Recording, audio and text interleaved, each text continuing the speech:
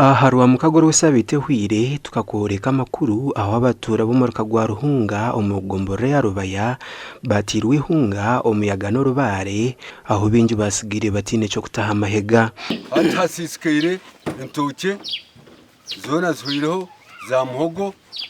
abo kuri ibintu bifire birya biroho emitunga y'ibene yija mani mingi ibene yija amizgo nageshko majuga abantu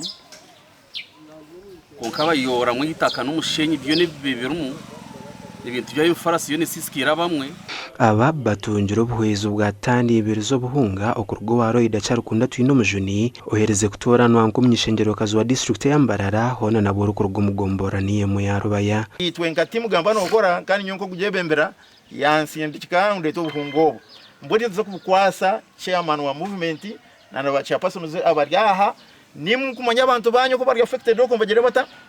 ba kumwa bagabire mu butumwa buhirwe yo coordinator wa district Lloyd ashabira batura bateganisibwe okuhinga bihingwe birukura ukakwera okwihara kuterwa enjaro mu bwire bwo misho we yabanza yabaretero buhunga kugira ngo biho mu njara onka yantuma ngumbyare embubo engufu isikora kakwera nkebihimba ndariza kabeje mwere binzebukura kakwera kugira ngo birake kubihongera ki